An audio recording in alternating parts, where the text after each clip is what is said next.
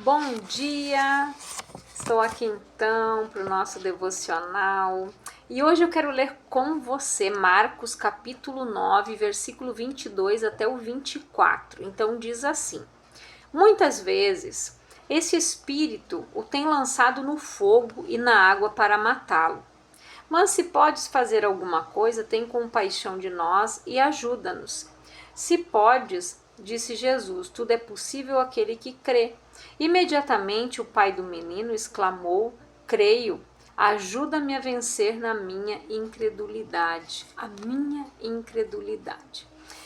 Então, a gente observa aqui, né, que o pai desse menino, ele até tinha fé, mas em algumas circunstâncias o levaram a não crer, a duvidar.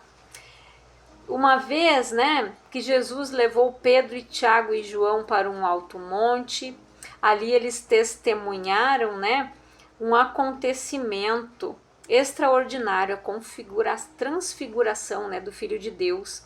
Quando eles desceram daquele monte, eles se depararam com esse pai, clamando por ajuda pelo seu filho. E os discípulos que ali estavam, eles não puderam ajudar ele. Então o homem disse a Jesus: Mas se podes fazer alguma coisa, tem compaixão de nós, ajuda-nos. Porque aquele homem, ele sabia do poder de Deus, e ele sabia que Jesus poderia ajudar ele. Mas duvidou em seu coração, porque pelas tentativas mal sucedidas, né, de cura do filho, de libertação do filho, gerou nele tantas assim incertezas, né, que a tamanha que sua certeza de obter sucesso já não era tão grande. Quantas pessoas de repente aquele homem procurou para que o seu filho fosse curado? Os discípulos não conseguiram ajudar ele, mas era necessário que Jesus fizesse isso, para que a fé daquele homem fosse restaurada juntamente com a saúde do seu filho, que era um menino que ele tinha, né? Hoje a gente diz que são ataques epiléticos, algo assim. E aquele espírito, quando se manifestava no jovem, ele tentava, né, lançar ele no fogo, na água, para tirar a vida dele. Mas ele não tinha conseguido. Só que aquele homem, ele foi crendo, né, que os discípulos podiam fazer alguma coisa, mas quando eles não conseguiram, ele mais uma vez deixou de crer que aquilo era possível de acontecer com o filho dele. Mas quando ele disse para Jesus, né, mas se podes fazer alguma coisa, tem compaixão de nós, ajuda-nos, se podes, disse Jesus, tudo é possível àquele que crê. Porque Jesus, ele conhece o nosso coração. Jesus conhecia o coração daquele homem e sabia que aquele homem, ele não estava crendo de todo o coração. Tinha uma ponta de incredulidade. E ele disse: tudo é possível que crê. Imediatamente o pai do menino exclamou: Creio, ajuda-me a vencer a minha incredulidade. Ele tem fé, e isso acontece com muitas pessoas. As pessoas têm fé, só que de tantas buscas fracassadas por cura, por resolução de problemas, elas acabam gerando a incredulidade no seu coração, algumas vezes. Elas já vão, tá bom, vou lá, né, mas vamos ver o que vai dar. Muitas vezes a pessoa vai assim. Quando você diz para ela, vamos lá na igreja, vai ter uma campanha de oração, ou hoje vai vir um pastor de fora, vai vir aqui, é um homem que é muito usado por Deus, né? As pessoas são curadas, ela até vai. Mas ela já vai com aquela dúvida, tá bom, eu vou lá, eu vou ver, vão que nem Tomé, né? Tem que ver para crer. Eu vou lá, né? Vou ver, vamos ver, quem sabe, né? A cura chega até mim. Então, O que nós vemos com isso? Que é difícil para muitas pessoas vencer a incredulidade. Não que elas não tenham fé, mas elas estão na mesma situação que esse pai. De repente, pessoas que estão tanto tempo buscando pela cura delas ou pela libertação de um familiar, assim como esse pai. Ele queria que resolvessem aquela situação do filho, porque ele não aguentava mais ver o menino ser lançado no fogo, ser lançado na água, ver aquele espírito ali, quando vinha na vida dele, tentando tirar a vida do filho. Então, é algo muito triste de se ver, né? Para um pai ver um filho passando por esta situação e ninguém conseguir fazer nada. Mas para Deus tudo é possível, né? E isso também, né, acontece com boa parte das pessoas nos dias atuais. Sabemos que Deus é plenamente capaz de realizar o impossível, mas ainda assim tememos o pior. O que Jó disse? O que eu temia me sobreveio. Jó, ele era um homem íntegro, reto, se desviava do mal, mas ele tinha medo. Medo de muitas coisas. Tudo o que sobreveio na vida de Jó eram todas as coisas que ele temia. Mas ele precisou passar por tudo aquilo para que a sua incredulidade fosse trabalhada. E muitas vezes, Jó, nos seus depoimentos, conversando com seus amigos, ele não se achava merecedor de tudo aquilo. Ele disse para a esposa: nu eu saí do ventre da minha mãe e nu eu vou voltar.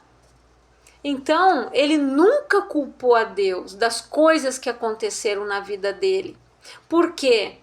Porque tudo isso foi fruto da incredulidade de Jó em algumas partes da sua vida.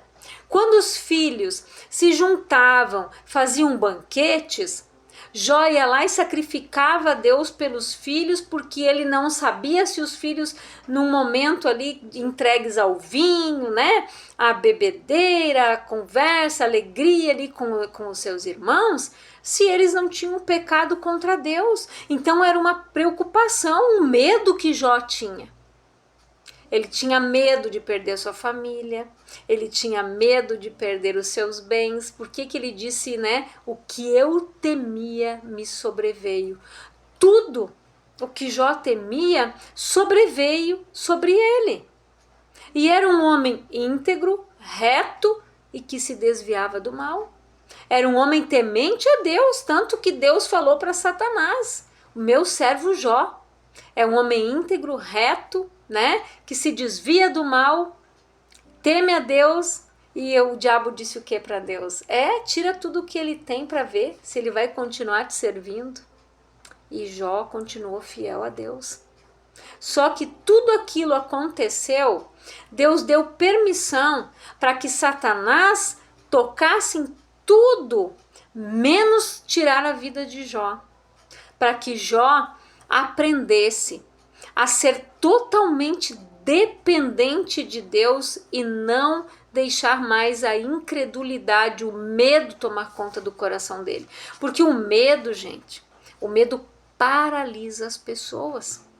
As pessoas vivem travadas, paralisadas por causa do medo. Elas não conseguem dar passos. A palavra diz que o verdadeiro amor lança fora todo o medo. O verdadeiro amor de Deus, quando ele está na nossa vida, quando ele está no nosso coração, ele lança fora todo o medo. Nós não tememos mais nada. Quando nós somos envolvidos completamente pelo amor de Deus, nós não tememos. Nós cremos, nós confiamos, nós confessamos a palavra, nós vivemos o plano e o propósito de Deus. Então nós precisamos vencer a incredulidade, o medo. E talvez o nosso maior desafio hoje seja que o Senhor nos ajude com a nossa incredulidade. Pois quantas vezes nós ouvimos uma promessa quanto ao poder de Deus, mas os dias vão passando e aquela certeza vai desmoronando, como um castelo de areia que fazemos na praia numa manhã, né? Num dia de verão.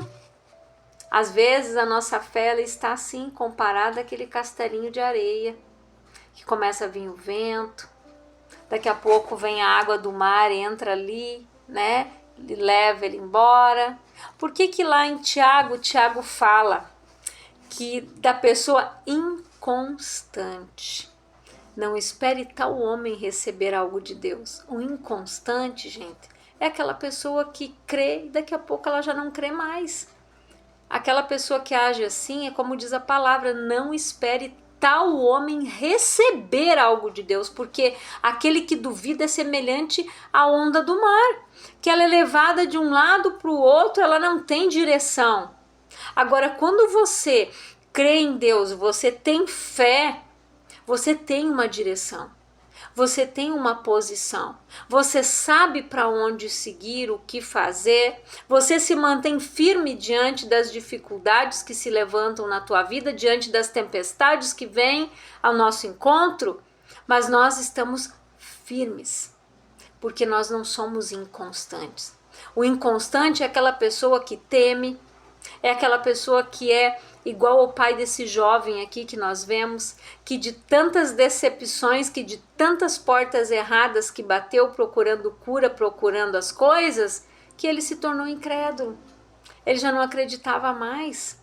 A minha mãe, antes dela se converter, ela levava nós para se benzer, ela ia jogar carta, porque foi o que ela aprendeu, né? Procurava esses deuses estranhos. Só que quando um dia ela cansou disso tudo, ela falou as palavras têm poder. Ela disse para o último lugar que ela frequentou, ela disse para aquele jovem que era o pai de santo de lá, ela disse assim, aqui é o último lugar que eu venho. Se aqui não resolver a minha vida, as minhas coisas, o que eu preciso, eu vou virar crente. E foi o que aconteceu. Lá, ela não recebeu nada do que ela procurava. E depois que ela começou a servir a Cristo, as coisas foram sendo modificadas.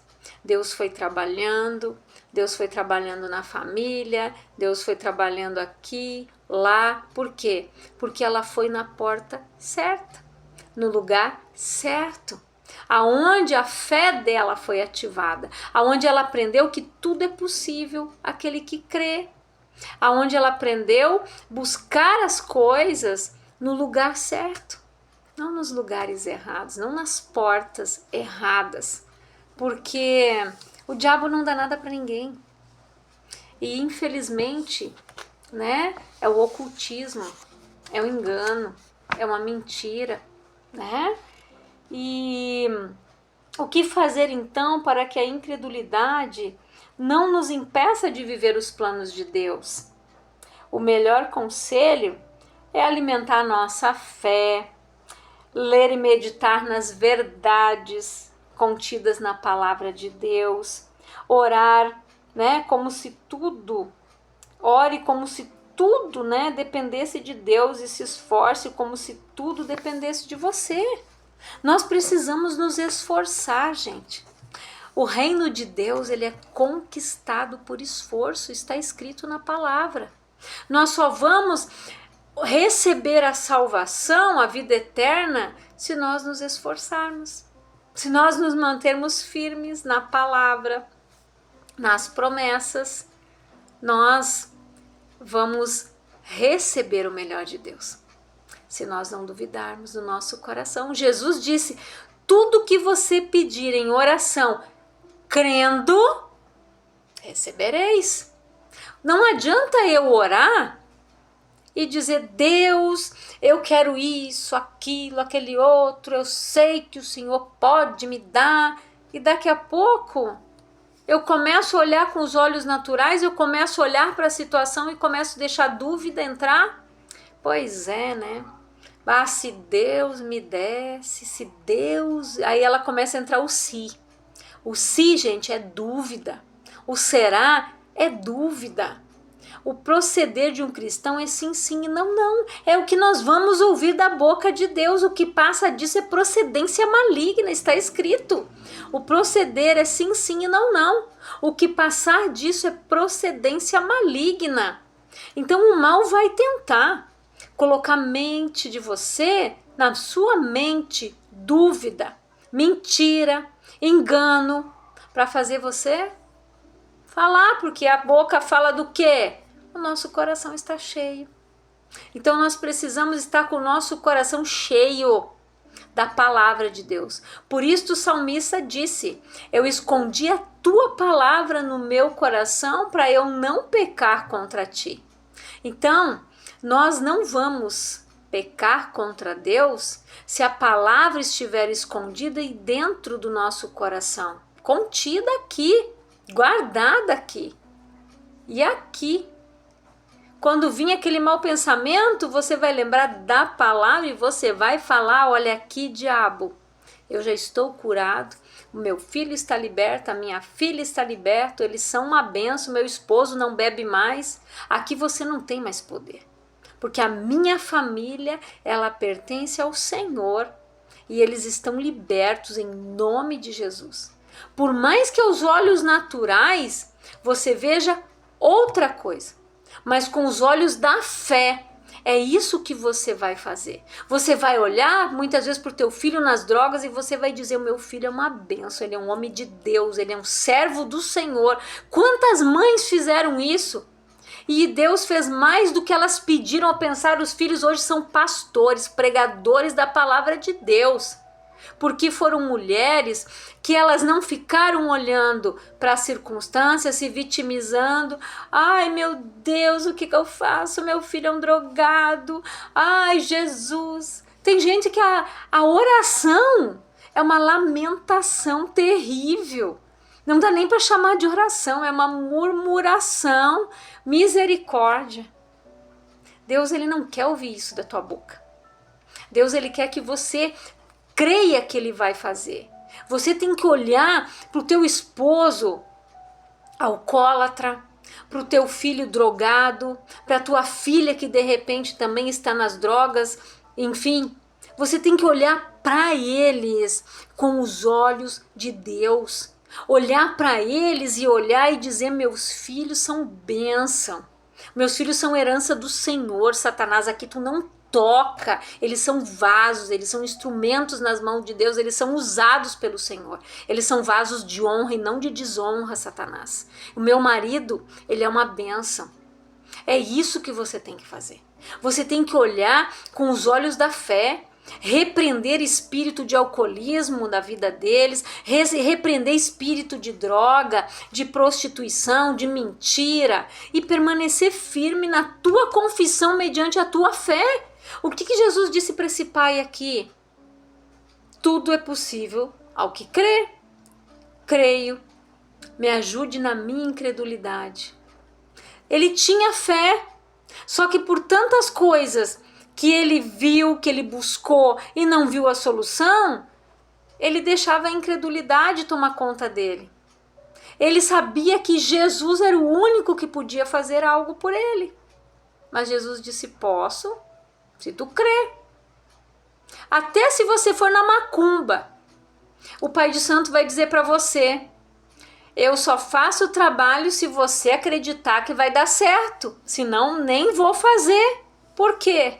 Porque é o que o diabo quer, que você pense que aquilo ali deu certo, que o trabalho tá certo, que o diabinho lá que você contratou para abrir o teu caminho tá abrindo, tá fluindo. Ó, chegou o cliente aqui. Pois é isso que o diabo quer que você faça, porque em tudo ele quer se comparar com Deus. Ele também precisa que você creia que a mentira que ele está pregando para você é verdade, que vai dar certo. Mas se você concordar com ele, vai dar. Se ele vai trabalhar na tua mente para fazer você ver, você pensar que o trabalhinho está dando certo. Só que no fundo não está. O diabo não trabalha a nosso favor. O diabo só quer ver a tua ruína. O diabo é aquele que não te dá nada. Ele veio para matar, roubar e destruir. Jesus veio para nos dar vida e vida em abundância. O diabo é o pai da mentira. Muitas vezes, eu e a minha família, nós vivemos nesse engano. Por isso que eu estou falando para você, porque nós vivenciamos isso. Nós passamos por isso. De crer que as coisas iam acontecer e as coisas só ficavam pior cada vez mais. Ah, daí tinha que fazer outro trabalhinho para fulana, para o cicrano, para o beltrano. E assim ia. Dinheiro aqui, dinheiro lá, oferenda aqui, tal coisinha aqui, acalma um aqui, ajeita o outro ali, era assim. Íamos buscar o quê? O bem. O bem para as pessoas da nossa casa, não para fazer mal para ninguém. Só que isso nunca aconteceu. Esse bem só entrou na nossa vida quando verdadeiramente nós conhecemos Jesus, quando nós conhecemos a palavra, a verdade, nós fomos libertos, nós fomos curados, nós fomos abençoados. Por quê? Porque Jesus nos libertou. Então reflita nesta palavra, saia do engano, saia da mentira, porque o diabo não te dá nada e nunca vai dar nada. E a bênção de Deus, ela enriquece e não acrescenta dor. Aquilo que o diabo disse que te deu, vai acrescentar dor. Muitas vezes são coisas ilícitas, coisas erradas, que aquela riqueza que ele vai te dar, vai te causar dor, sofrimento. Ele não dá nada para ninguém, hoje ele te dá, amanhã ele te tira. É bem assim. Então reflita nesta palavra. Olhe com os olhos da fé. Eu quero orar por você, Pai, em nome de Jesus. Eu oro por todas estas pessoas que estão ouvindo esta palavra. Que elas sejam abençoadas, que elas sejam libertas e que elas tenham as suas vidas restauradas, transformadas, que elas passem a crer verdadeiramente para que possam ver o impossível acontecer na vida delas, para que elas possam ver o milagre do lado de dentro e não do lado de fora, acontecendo na vida do irmão, na vida das pessoas e não na vida dela, que ela desfrute do melhor que o Senhor tem para a vida dela em nome de Jesus. Esta é a minha oração e que Deus te abençoe grandiosamente.